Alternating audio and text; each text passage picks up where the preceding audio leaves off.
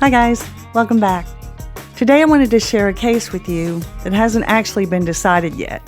Stevenson versus United Animal Health Incorporated. Since this case isn't over, the allegations that I'm going to share with you today are all allegedly. Keep that in mind. All that's really happened so far is United Animal Health has moved to dismiss all Stevenson's claims, and she's managed to successfully keep 3 of them alive: gender-based harassment, hostile work environment, and constructive discharge. And it's not easy to prove any discrimination claim, but 2 of the hardest, in my opinion, are hostile work environment and constructive discharge. And that's why I wanted to talk about this case today, because in her response to her employer's motion to dismiss, Stevenson has laid out a fair rationale for both of those types of claims. Now, I know a lot of you have been in situations where your work environment was hostile to the point of making you want to quit. My boss tried every way she could to get me to resign. Now, Stevenson's case has a lot of little twists and turns that I'm not going to be able to cover fully in today's video, but in the description I'll link to the court's full findings so far and to a page where you can read all about it and follow the case as it moves forward. So with all that said, let's get into the case. Deborah Stevenson was a research coordinator responsible for implementing nutritional protocols on 2 of her employer's research farms. She joined the company in 2017, and in 2020, she was assigned a new supervisor who intimidated, berated, and hurled profanity at her on a regular basis.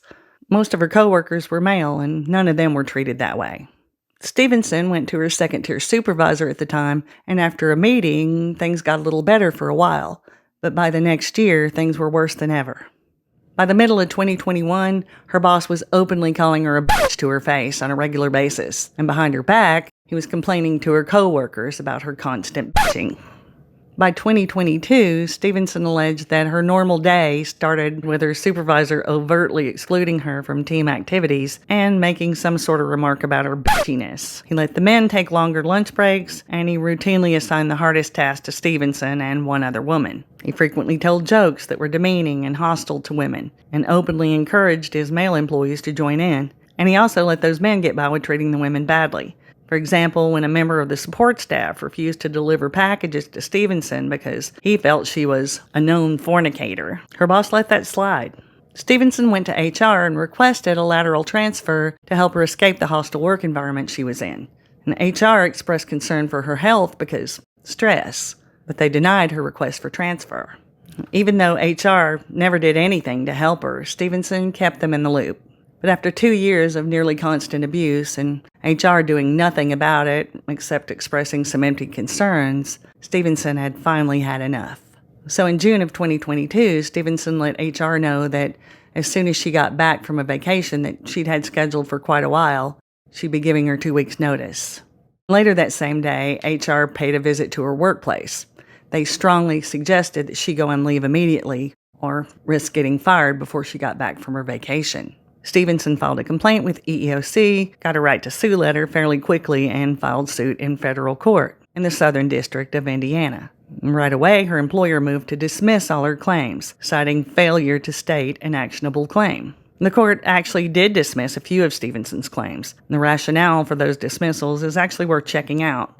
But like I said, her claims for gender-based harassment, hostile workplace, and constructive discharge survived the cut. So far, that's all that's happened. Stevenson hasn't actually prevailed on any of her claims yet, but by finding that those 3 claims are plausible based on the behaviors that she's alleging, the court has at least given her a chance to be heard. I want to quickly go over the rationale the court gave for deciding what they did. The first claim, gender-based harassment, is fairly clear. Being called derogatory names and treated less favorably than her male coworkers is a plausible basis for that type of claim. For a hostile workplace claim, the behavior we're alleging has to be so severe and pervasive that it changed the terms and conditions of our employment and created an abusive work environment. Stevenson alleged that her boss had called her vulgar names on a regular basis for close to 2 years, and that he also treated her worse than her male coworkers in a bunch of other ways. And she alleged that he'd done those things in front of her male coworkers, who got the message that it was okay for them to act the same way. So they did. All those allegations are appropriate for a hostile workplace claim. Now, for constructive discharge, there are 2 ways that we can establish a plausible claim. One, by alleging discriminatory harassment that's even more egregious than what's required for a hostile work environment. The court's decision includes a few examples of the sorts of allegations that might qualify here, like being physically threatened in some remarkable way, or having our reputation and relationships damaged with false rumors that are especially egregious. And the second way is by alleging discriminatory actions that could be expected to communicate to a reasonable employee that their job is at risk. Stevenson's claim that her work environment was so bad that any reasonable person would feel like they had to resign met those criteria. Now, like I said, this case isn't over yet, so we'll have to wait to see if Stevenson can actually prove her allegations. But in the meantime, if you're facing a hostile work environment or a possible constructive discharge, then this case might be worth a look. Not only does it lay out the logic for how to construct a valid claim, it also lays out a lot of the case law that applies to these types of claims, but also can help you later in the process when you need case law to support your arguments. So check the description for the links. Happy reading. I'll see you guys in the next one.